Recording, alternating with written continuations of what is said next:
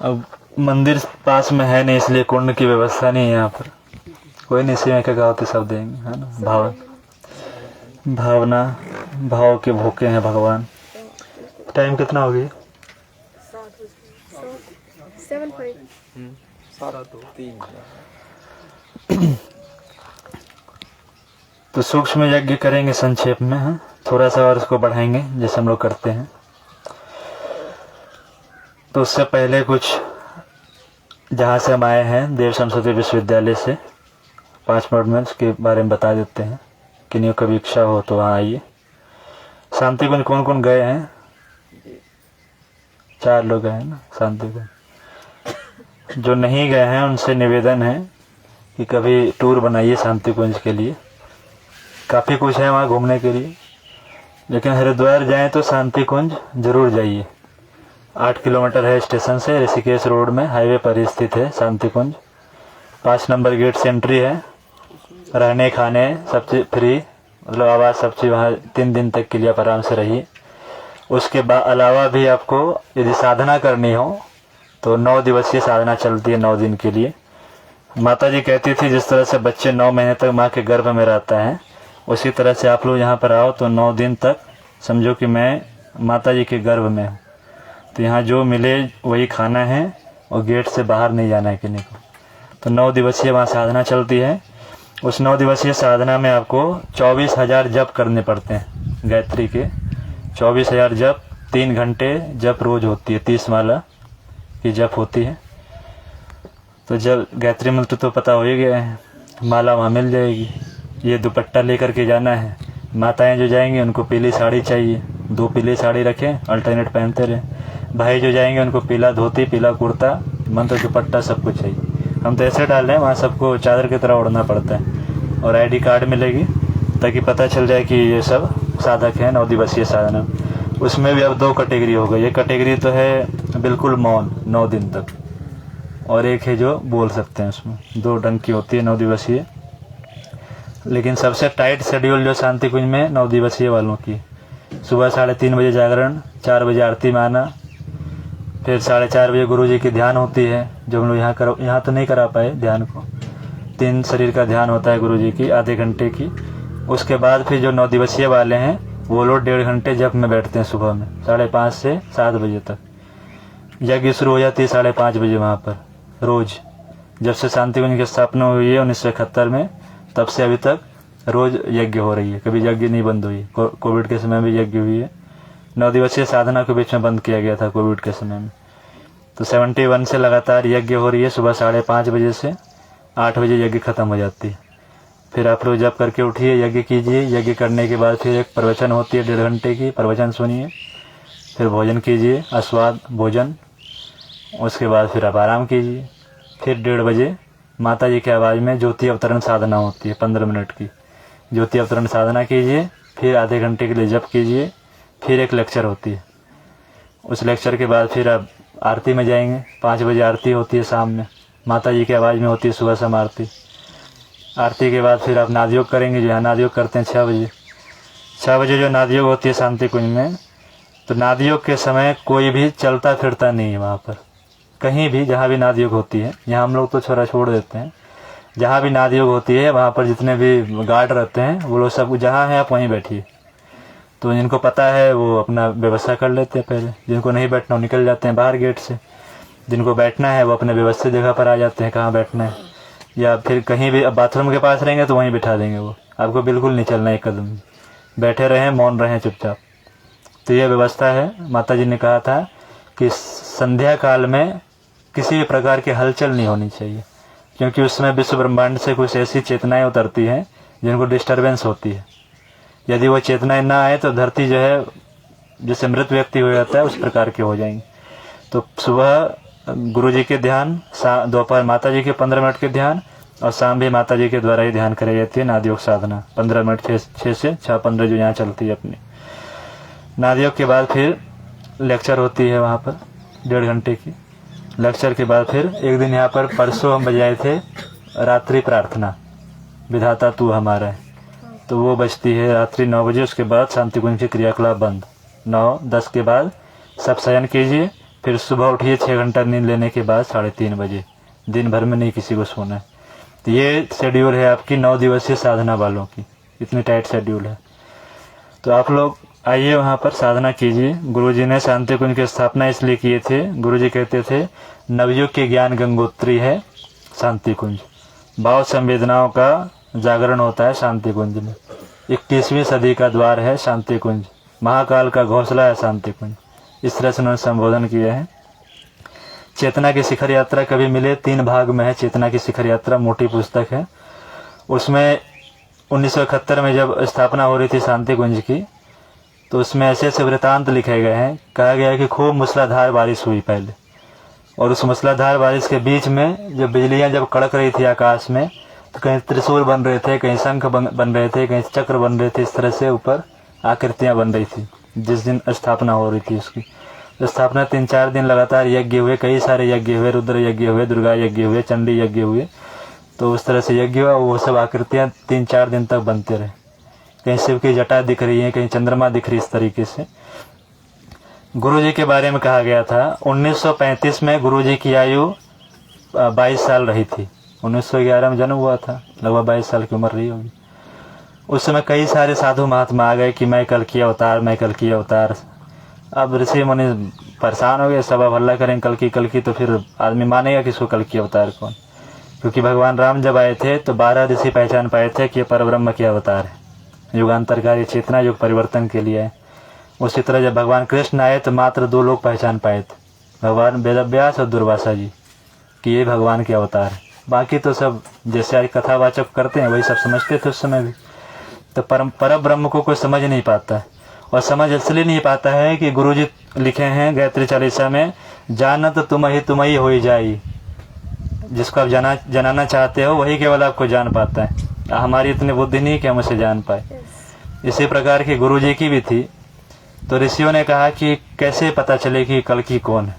तो उन्होंने 1935 में जब गुरुजी 22 साल के थे, क्योंकि 15 साल में दादा गुरु आए और इधर 7-8 साल इधर 22-23 साल उम्र रही होगी। अवलखेड़ा में थे उस समय गुरुजी, मथुरा गए भी नहीं थे। उसी समय उन ऋषियों ने हिमालय में ही वो उन्होंने लिखना शुरू किया। उनकी संसद बैठी कौन होगा, तो उन्होंने 11-12 पॉइंट बताए कि जिनमें ये लक्षण होंगे वही कल की अवतार होगा, वही युग परिवर्तन का काम करेगा। तो उसमें कई सारे बिंदुएं थी, उसमें कुछ बिंदु ऐसे थे जो कुछ याद है। उसमें कहा गया था कि वो कल की अवतार वही होगा जिसके जीवन में 24 अक्षर का महत्व होगा। तो 24 अक्षर का महत्व गुरु जी के जीवन में था। 24 साल तक तपस्याएं करी, 24 अक्षर जो गायत्री महामंत्र का अक्षर है उसके पूरा शरण किए गुरु जी ने। उसके बाद उन्होंने कहा था कि महापुरुष वही परिवर्तन लाएंगे जिनके जीवन में पीले रंग का महत्व होगा। तो पीला, अपना पीला ड्रेस है, सब चीज पीला पीला हम लोग सब पहनते हैं। उस समय गुरुजी 22-23 साल के थे, काम भी करना नहीं शुरू किए। फिर बोले महापुरुष वही होगा जो कि विराट साहित्यों की रचना करेगा, ज्ञान यज्ञ को घर घर तक पहुंचाएगा। तो गुरुजी ने 3400 पुस्तकें लिखी, कोई इतिहास पुरुष नहीं हुए। उन्होंने कहा कि ज्ञान के देवता का रथ हर घर तक पहुंचाएगा, हर गली मोहल्ले में ज्ञान के रथ के देवता दौड़ेंगे। और ये लाइन स्वामी विवेकानंद भी बोले थे 1902 में, जुलाई में वो शरीर छोड़े थे, जनवरी में वो लेक्चर दे रहे थे, उसमें बोले थे कि मैं इन कानों से सुन पा रहा हूँ, असंख्य माता के मंदिर के घंटे मैं सुन पा रहा हूँ स्पष्ट रूप से। तो गुरुजी ने अपने समय में 24 गायत्री शक्तिपीठ बनाए थे, आज वो शक्तिपीठ 5000 से ऊपर हो गए। तो उन्होंने बोला कि आने वाले समय में असंख्यों देवी के मंदिर के मैं घंटे को सुन पा रहा हूँ। अगला लाइन वो ये बोले थे कि सड़कों पर मैं दौड़ता हुआ ज्ञान के देवता का रथ देख पा रहा हूँ, जिनके पीछे युवक और युवतियां पीले झंडे, मशाल के झंडे लेकर के दौड़ लगा रहे हैं आगे आगे। वो हो रहे हैं आज के समय, ये विवेकानंद बोले थे इस समय। तो इन्हीं बातों को उन ऋषियों ने भी लिखा कि ज्ञान के देवता का रथ चलाएगा। एक उन्होंने और बड़ी बात कही कि जो अवतारी पुरुष होगा उसके मस्तक पर चंद्रमा होगा, यहाँ ललाट पर चंद्रमा बने हों। तो इस तस्वीर में तो शायद नहीं दिख रही है, ऐसे आप देखेंगे तस्वीर को, जो उनके ओरिजिनल फोटो खींची हुई है, ये लेक्चर सुनेंगे तो उसमें यहाँ चंद्रमा दिखेगी गुरु जी को, ललाट पर यहाँ चंद्रमा बनी हुई। इस चंद्रमा को देखा कौन था? रामेश्वरम में जब गुरु जी गए थे, रामेश्वरम जब ज्योतिर्लिंग है, तो वहां पर नियम है कि वहां गंगा जल चढ़ते हैं शिवलिंग पर, और आप नहीं चढ़ा सकते, वो जो पंडे अंदर रहते हैं उनको आप जल दीजिए, वो चढ़ाएंगे। तो गुरुजी भी जब गए तो गंगा जल लेके गए थे, लोग पूरी टीम जब गई थी वहाँ, तो वहाँ पर जो पंडे थे उनको दिया गया कि आप चढ़ाइए, जो नियम है वहाँ की। तो 2 पंडे थे, एक पंडा जब हाथ में जब लेने लगा, उनको देखा चेहरा तो सब पका गया, बोला कि हम नहीं लेंगे। उनके पास वो आया, बोला क्या हुआ, क्यों नहीं ले रहे हो? बोला मैं नहीं ले सकता, मुझे कुछ अलग से अनुभूति हो रही है। फिर वो भी देखा, बोलता है इनके मस्तक पर चंद्रमा दिख रहा है, ये कोई साधारण नहीं है। फिर उनके लिए गेट खोल दिया गया। फिर गुरुजी गए अंदर, तो वो खुद से रामेश्वरम पर जल चढ़ाए थे। तो पहले व्यक्ति जो खुद से जलाभिषेक किए थे। फिर चेतना की शिखर यात्रा में जब गुरुजी लौटे तो उन्होंने लिखा कि मुझे ऐसा आभास हो रहा था जल चढ़ाते समय कि मैं कई जन्मों पूर्व यहाँ मैं रह चुका हूँ, यहाँ कोई गुरुकुल चला करते थे, यहाँ आश्रम थे, यहाँ शिवलिंग थे, इस तरह के वो लिखे हैं उसमें व्याख्यान। तो कहा जाता है कि पुरातन समय में उस जगह पर ब्रह्मर्षि अगस्त्य का आश्रम हुआ करता था और वहाँ पर वो गुरुकुल चला करते थे, जिस अगस्त्य ने अंतिम समय में आदित्य हृदय स्रोत सुनाए थे इनको, भगवान राम को। और आज रविवार को उसका गान किया जाता है, यानी मंडलम दीप्त करम विशालम, है ना। तो उस हृदय स्रोत के बाद ही रावण का वध करना संभव हो पाया था। तो ऐसे महर्षि अगस्त्य थे। तो कहने का कुल मिला के तात्पर्य है, ऐसे कई सारे और भी बिंदु हैं उसके अंदर में कि वो कुछ बड़ी संस्था का वो अधिपति होंगे। तो गायत्री परिवार तो 20 करोड़ से ऊपर आबादी है गायत्री परिवार की जो जुड़े हैं इसके अंदर। तो यदि देखे उस स्तर से तो कहीं ना कहीं उनके इशारा गुरुजी की ही तरफ है। और जब गुरु 1980 में डॉक्टर साहब सब जब वो बोलने लगे कि हमें प्रचार करना चाहिए कि गुरुजी ही कल की अवतार है, तो गुरुजी ने मना कर दिया कि आपको मेरे रहते किसी प्रकार के प्रचार प्रसार नहीं करना है। यदि प्रचार प्रसार करेंगे तो लोग मनोकामना पूर्ति कराने वाले दिल्ली तक लाइन लगा देंगे। इसलिए उन्होंने हाथ उठाकर उद्घोष किया था कि जितने भी वेद शास्त्र पुराण ये सभी हैं, सभी अपने आप को कुछ समय के लिए बंद कर दें और मैं जो करने के लिए आया हूँ उस क्रिया को कर लेने दें। ये उनके वाक्य थे कि जितने भी तप साधनाएं, व्रत, उपवास, अनुष्ठान, वेद शास्त्र हैं, ये अपने आप को कुछ दिन के लिए मौन कीजिए। जिस कार्य को मैं करने के लिए आया हूँ उस कार्य को कर लेने दीजिए। तो उनके हाथ उठा करके उन्होंने घोषणा करी थी। तो वैसा ही हुआ जैसा गुरुजी चाहते थे। और आज विश्व के किसी भी देशों में चले जाइए, 80 से ऊपर देशों में अपने सेंटर हैं, अपने कार्य हो रहे हैं। अभी भी डॉक्टर चिन्मय पंड्या जो गुरुजी के नाती हैं, और हमें तो धोती, और हम लोग जब भी थे 6-7 दिन तो पैजामे में ही थे। आज थोड़ा हिम्मत जुटा पाए कि धोती में चलते हैं। डॉक्टर चिन्मय पंड्या जी हमारे देव सरस्वती विश्वविद्यालय के प्रो वाइस चांसलर हैं। अपने समय में वो लंदन में टॉप मोस्ट मनोचिकित्सक रहे। गुरुजी की आवाज़ को उन्होंने सुना। 2010 में वो वापस भारत आ गए और अभी प्रोवेसी के पद पर विश्वविद्यालय को काफ़ी ऊंचाई तक ले जा रहे हैं। इसके साथ ही भारत के जितने प्रतिष्ठित संस्थान हैं, जैसे उस दिन आपको बताया था ICCR, WHO में योग के प्रतिनिधि करते हैं भारत की तरफ से, और यूनेस्को में भी हैं। नोबेल पुरस्कार से भी जो सबसे ऊपर पुरस्कार है टेम्पल्टन पुरस्कार, जो आध्यात्मिक क्षेत्र की विभूतियों को दिया जाता है, अपने भारत में सिर्फ 1 लोगों को दिया गया है, डॉक्टर राधाकृष्णन को। और डॉक्टर राधाकृष्णन, सर्वपल्ली राधाकृष्णन, जो भारत के पहले उपराष्ट्रपति हुए, वो जब गुरुजी से मिले थे, गुरुजी के उपनिषद जब उनको मिले, चारों फिलोसफर थे, दार्शनिक थे। कहा जाता है जब BHU में वो लेक्चर देते थे तो लोग खिड़कियों पर लटक करके उनको सुनते थे, इतना ओजस्वी वाणी थी। तो राधा कृष्णन को जब वो उपनिषद मिली तो उन उपनिषदों को उन्होंने मस्तक से लगा करके कहा। गुरुजी को लोग आचार्य श्री कहते थे, अपने समय में आचार्य श्री संबोधन करते थे उनके जो हम उम्र लोग थे।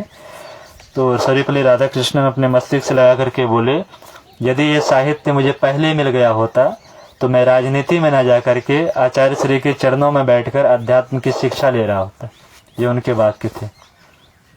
उसी तरह से मदन मोहन मालवीय जो हुए, वो तो उनके गुरुजी ही थे, उन्होंने उनको शिक्षा दीक्षा ही दिया। तो जो भी उनके क्रियाकलाप रहे वो कुछ न कुछ कहीं न कहीं इन महापुरुषों से ही लेकर के गुरुजी आगे बढ़े। ऐसे विनोबा भावे हुए, तो गुरुजी ने जब वेदों के भाष्य किए तो वेदों को अपने सिर पर रख करके उन्होंने एक सभा में कहा था कि पंडित श्री राम शर्मा आचार्य साक्षात वेदों की मूर्ति हैं। इन वेदों में जो मंत्र हैं 20,000, उन 20,000 मंत्रों को यदि चलता फिरता देखना हो तो पंडित श्री राम शर्मा आचार्य को देख लो, ये साक्षात वेद की मूर्ति है। इसलिए उनको वेद मूर्ति कहा गया। तप में इतने ऊपर उठ गए सुमेरु पर्वत की तरह कि करपात्री जी महाराज, जिन्होंने गौ आंदोलन किए थे, गोलियां चलाई गई थी इंदिरा गांधी के द्वारा। और करपात्री जी का ये श्राप है, उन्होंने कहा था गोपाष्टमी के दिन गोलियां चली थी संसद भवन के बाहर में, जिनमें कई असंख्यों साधु संत को मार दिया गया था।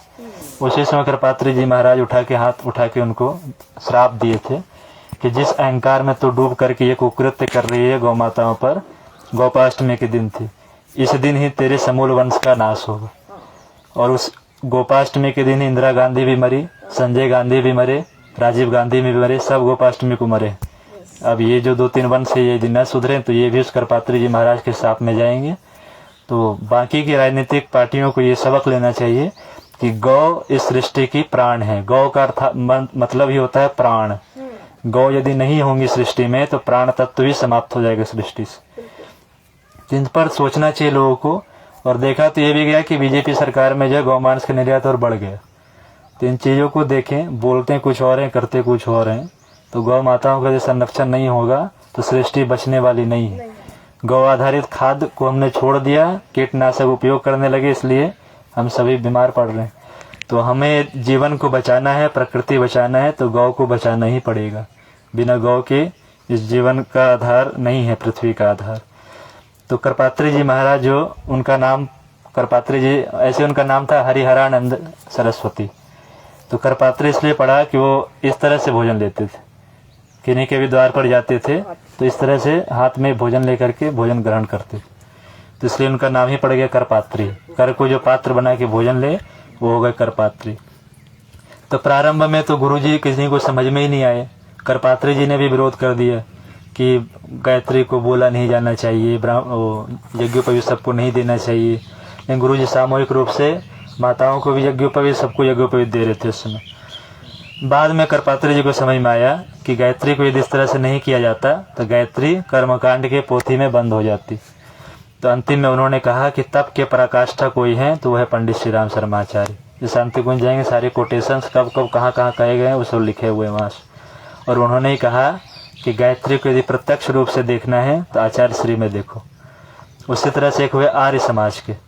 आर्य समाज वाले बहुत विरोध करते हैं गायत्री परिवार के। पहले गुरुजी भी आर्य समाज में थे, तो वहाँ पर उन्होंने मूर्ति पूजा का निषेध किया हुआ है। तो गुरुजी ने क्या किया, और उस समय भैया बता रहे थे कि वृंदावन के जो गुरुकुल थे और अपने अलीगढ़ मुस्लिम यूनिवर्सिटी जो बनाया गया, तो वो तो खैर पाकिस्तान के निर्माण हो इसलिए उनका एक अलग ही पॉलिटिकल इशू थी। लेकिन वृंदावन जो गुरुकुल थे उनके सचिव भी शायद गुरुजी रह चुके हैं, सब भैया बता रहे थे। अभी तो बंद हो गया, योगी जी फिर उसको चालू कर रहे हैं। तो सब अच्छा है, सनातन धर्म के उदय हो। गुरुजी ने तो कहा भी है कि आने वाला समय भारत का है। और स्वामी विवेकानंद ने कहा है कि भारत का भविष्य अतीत से भी उज्जवल है। जैसा हमारा भारत अतीत में था उससे भी अधिक गौरवान्वित है भारत का अतीत। बस इतना ही है कि जब दिया बुझने को होता है तो दिया की लोभ बढ़ जाती है। तो असुरता समाप्त होने वाली है, इसलिए असुरता ज़्यादा फड़फड़ा रही है, चाहे जिस रूप में हो। इस तरह से महापुरुष ने अपने अपने बातें रखी हैं गुरुजी को लेकर के। आर्य समाज के बहुत बड़े संत हुए हैं महात्मा आनंद स्वामी। उन्होंने गुरुजी के बारे में, बहुत उम्र में बड़े थे फिर भी वो गुरुजी को पैर छू के प्रणाम करते थे। और उन्होंने कहा कि गायत्री का यदि कोई साकार स्वरूप है तो गुरुजी के बारे में कहते थे कि मैं आप में साक्षात गायत्री का दर्शन करता हूँ। और डॉक्टर प्रणव पंड्या जी भी कहते हैं कि एक बार गुरुजी से जब वो गए मिलने के लिए तो गुरुजी ध्यान में बैठे हुए थे। आप कभी आइए वहाँ शांति कुंज, तो ऊपर गुरुजी के कक्ष हैं जहाँ ध्यान, उनकी पूजा की कोठरी है, वहाँ पर सारे चित्र वो सब चीज़ बने हुए हैं वहाँ। तो उन ध्यान में जब बैठे थे तो उनके चारों तरफ पूरी प्रकाश फैल रही थी। जब डॉक्टर साहब गए वहाँ प्रकाश इतना था कि उनको देख पाना संभव नहीं था, वहाँ आंखें चुंधी आ जाती। तो फिर डॉक्टर साहब ने प्रार्थना किया कि आप तो कहते हो कि गायत्री जो है साकार स्वरूप है सूर्य की, मैं भी उस गायत्री को देखना चाहता हूँ, वो गायत्री है कैसी। तो गुरुजी ने कहा अपने आंखें बंद करो।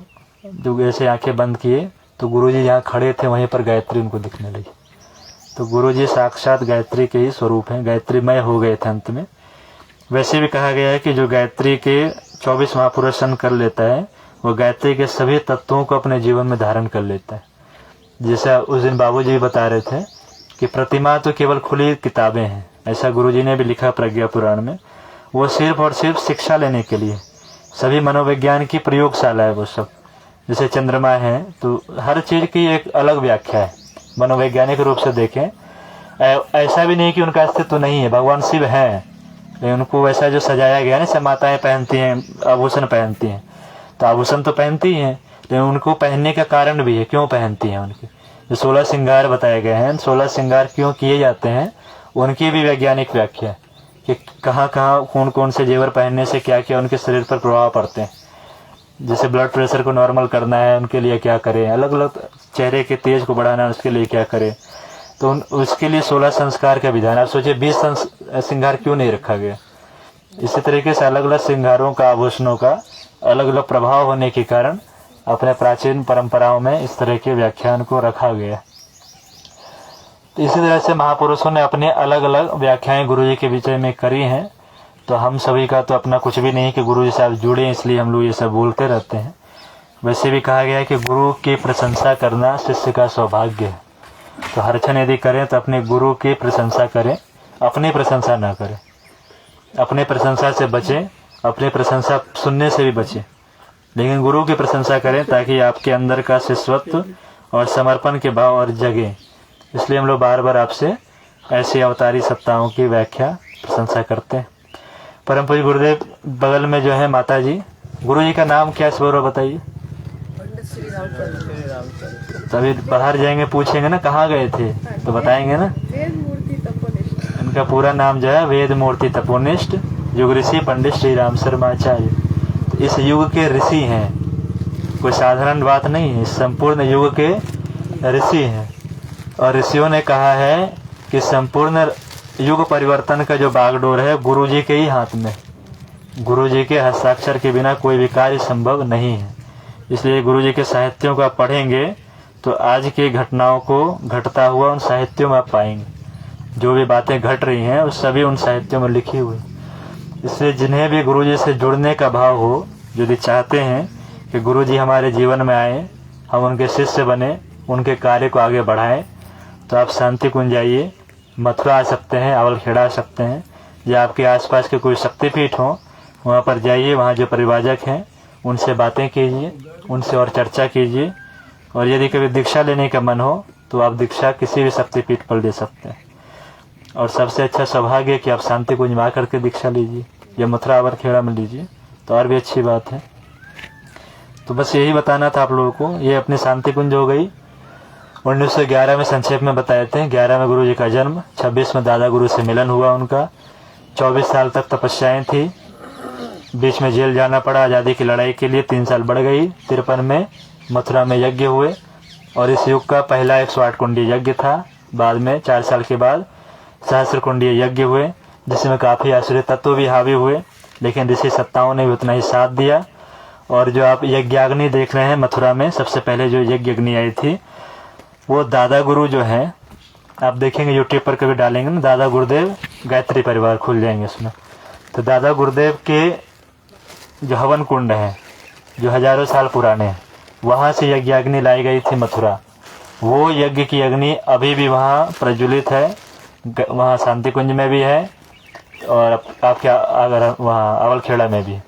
उसी अखंड यज्ञाग्नि में रोज यज्ञ होते हैं। तो उन यज्ञाग्नियों को देखने का मौका मिलेगा, उसके भस्मी को लगाने का मौका मिलेगा। अखंड दीपक जो गुरुजी ने जलाया था वो अखंड दीपक के दर्शन करने के मौके मिलेंगे। वह समाधि स्थल जो गुरुजी अपने रहते बना करके गए थे, उन्होंने कहा था, बड़े मजाकिया भी थे, बाबूजी सब तो साथ में रहे हैं तो ज़्यादा विस्तार से उन चीज़ों को बता सकते हैं।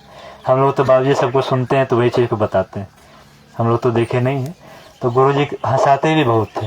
उनके कुछ वीडियोस देखेंगे तो डांटते तो थे, महाकाल के स्वरूप थे, लेकिन अंदर से माँ की ममता भी उतनी ही भरी हुई थी। गुरुजी का एक कोटेशन शांति कुंज में कभी पढ़ेंगे कि आप लोग मुझे विद्वान, तपस्वी, महात्मा, लेखक, प्रवक्ता क्या क्या कहते हैं, लेकिन किसी ने यदि मेरे हृदय को खोल करके देखा होता कि छोटे बच्चे से बिलखता हुआ आपको ममत्व का भाव दिखता, वात्सल्य का भाव दिखता। तो माता जी कहती हैं कि गुरुजी जब सोते थे तो उनके तकिया भीग जाती थी, इतना उनके अंदर करुणा था, इतना कराह था कि मानवता का पतन हो रहा है। इसलिए उन्होंने भजन लिखा कि मानवता का पतन देखकर आज धरा कुलाई है, देव शक्तियों ने मिलजुल कर दुर्गा शक्ति जगाई। तो गुरु जी के अंदर उतनी ही करुणा थी लोगों को लेकर के। लेकिन उतना ही उनके अंदर, जैसे भगवान शिव का अनुशासन भी उतना ही चलता था। तो बाबूजी सब डांट भी उतना ही सुनते थे, लेकिन प्यार दुलार भी उतना ही ज़्यादा था।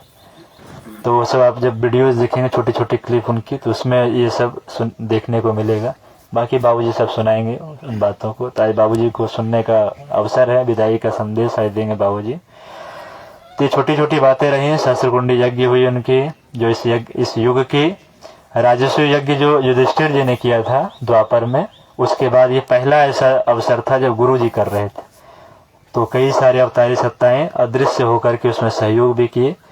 उसके बाद फिर गुरु जी ने अपना अगला चरण बढ़ाए शांति कुंज की तरफ, और हर कार्य उन्होंने अपने गुरु के निर्देश पर किया। गुरु जी ने कहा कि गुरु जी, मेरे गुरु ने जो मुझे कह दिया उसमें मैंने ना नुकुर नहीं किया।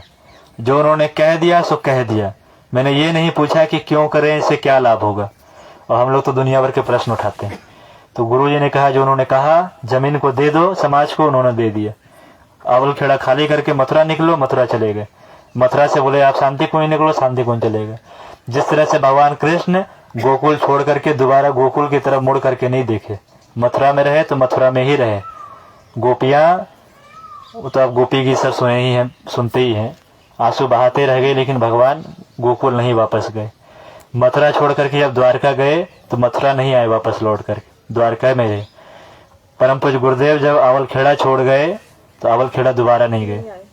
मथुरा छोड़ गए तो मथुरा रेलवे स्टेशन कई बार क्रॉस करके राजस्थान आए, लेकिन मथुरा नहीं गए। उस तपोभूमि पर फिर दोबारा कदम नहीं रखे। ये उनके अंदर की त्याग की भावना को दिखाती है। और परिग्रह की जो भावना थी, जो हमने छोड़ दिया समाज के लिए, वो छोड़ दिया, उससे किसी प्रकार की आसक्ति नहीं। जब शांति कुंज आ गए, शांति कुंज में रहे, लेकिन शांति कुंज से भी फिर कभी कभी हिमालय निकल जाते थे वो। तो ऐसे गुरु जी के अंदर की त्याग की भावना थी, क्योंकि वो प्रकृति के वशीभूत नहीं थे, प्रकृति को वशीभूत करके आए थे। ऐसी अनंत प्रकृति, ऐसे अनंत ब्रह्मांड उनके अंदर में थे, कमांड में थे। तो ऐसे गुरु सत्ता को हम लोग सुन पा रहे हैं, उनके संरक्षण में पूरी हम लोग शिविर को किए। तो आप सभी आइए, आप सभी आमंत्रित हैं कि ऐसे दिव्य जो गुरु जी के द्वारा स्थापित है। और शांति कुंज की एक और महत्व बता देते हैं कि गंगा जी जब गंगोत्री से चली थी तो कलकल करती खूब आवाज शोरगुल के साथ वहां से आई नीचे, भगवान शिव की जटाओं से नीचे आई। भगवान शिव की जटाएं जो बाबूजी बता रहे थे ना, तो हिमालय की जो चोटियां हैं वही शिव की जटाएं हैं, उसी में गंगा फंसती है हर जगह जाकर के। फिर जब गोमुख से बाहर निकली है तो फिर खूब आवाज शोरगुल के साथ नीचे आई। तो जब सप्तऋषि क्षेत्र, यहाँ पर आज शांति कुंज है, वहां पर सातों ऋषि, सातों ऋषि कौन कौन है?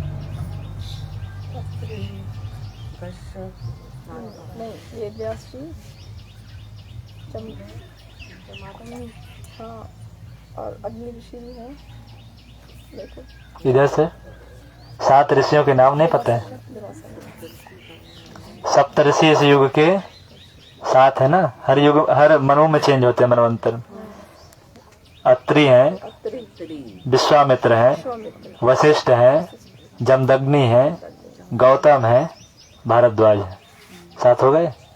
ये 7 ऋषि इस युग के सप्तऋषि हैं। ये सातों ऋषि आज भी हिमालय में हैं। सातों ऋषियों से गुरु जी मिल चुके हैं।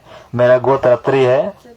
भगवान अत्रि और अनुसुईया के पुत्र हुए थे भगवान दुर्वासा, भगवान दत्तात्रेय और सोम। भगवान सोम, ये 3 उनके पुत्र हुए। तीनों ब्रह्मा विष्णु महेश, ये तीनों के अवतार है ना। इनके तो उन तीनों की इन सभी की मूर्तियां लगी है। ये सातों ऋषि सप्तऋषि क्षेत्र में बैठ करके तपस्या कर रहे थे। अब गंगा जी संशय में पड़ गई, यदि बगल से कहीं से निकल गए तो इन लोगों की तपस्या ना भंग हो जाए और कोई श्राप न दे दे। इसलिए उन्होंने क्या दिमाग लगाया कि अपने आप को 7 धाराओं में उन्होंने बांट लिया। तो हर ऋषि के बीच से वो निकल गई। तो जब हरिद्वार सप्तऋषि क्षेत्र जाएंगे तो 7 धाराओं, आप तो 7 नहीं है 5 ही धाराएं हैं। तो 2 धारा कहाँ चली गई? तो 2 धारा जो है वो शांति कुंज जहाँ पर बना हुआ है उसके नीचे, उसी 2 धाराओं के ऊपर शांति कुंज पूरा खड़ा है। तो गुरु जी जब वहाँ जाते थे 69, 68 सब में, तो उस समय उन्होंने, वो तो महातंत्राधिपति, तंत्रों के अधिपति, मंत्राधिपति सब थे वो। तो उन्होंने अपने तंत्र विद्या के माध्यम से देखा कि किस तरह एक बेल का कोई पेड़ होता है, उनके झुकाव यदि उत्तर दिशा की तरफ हो तो माना जाता है ये आध्यात्मिक शक्तियों का केंद्र है। तो उस तरीके से वो उन्होंने सारी स्थापनाएं करी। जहाँ महर्षि वशिष्ठ बैठे थे वहाँ वशिष्ठ जी की मूर्तियां हैं, जहाँ विश्वामित्र बैठे थे वहाँ विश्वामित्र की मूर्ति है, जहाँ गायत्री का दर्शन हुआ तो माता गायत्री की मंदिर है। इस तरीके से सारे डिजाइनिंग करके उन्होंने वहाँ पर एक आश्रम का निर्माण किया। वो आश्रम जिस तरह से मत्स्यावतार छोटी सी मछली बढ़ते बढ़ते पूरे समुद्र में छा गई, उसी तरह से ये छोटा सा जो दीपक आवलखेड़ा की उस कोठरी में जला था वो धीरे धीरे इतना विस्तार किया कि संपूर्ण विश्व में फैल गया। एक केवल गुरु जी से विस्तार ये गायत्री परिवार आज करोड़ों घरों तक पहुंच चुका है। तो धीरे धीरे फैल रहे हैं। गुरु जी ने कहा ये अभी और फैलेगा।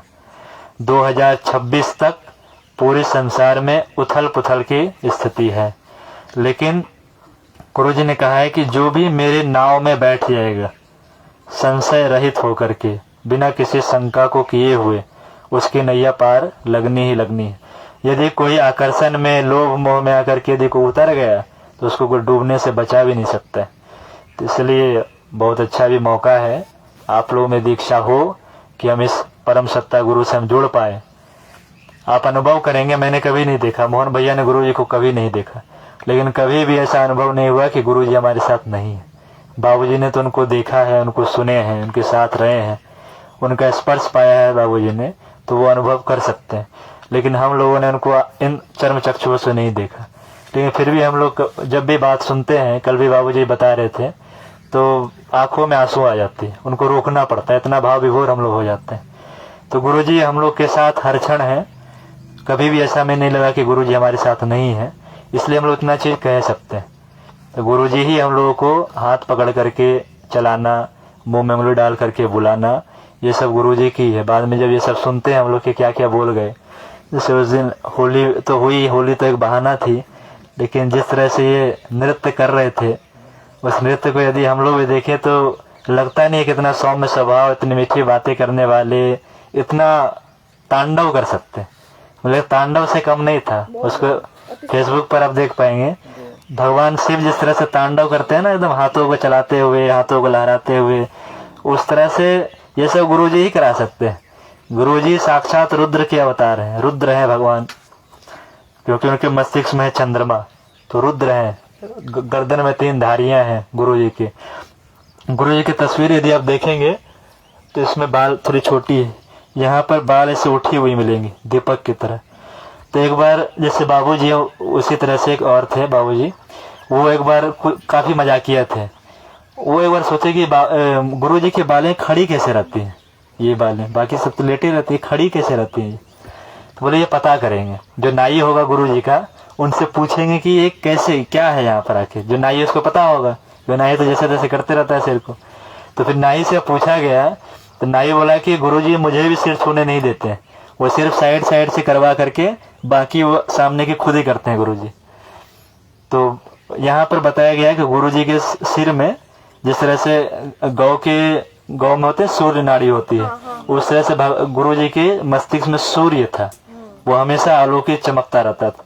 तो इसको अब यहाँ देखेंगे बाल हमेशा गुरुजी खड़े, इसलिए जितने भी आध्यात्मिक शक्तियों के प्रतिनिधि थे वो सब गुरुजी के अंदर में विद्यमान।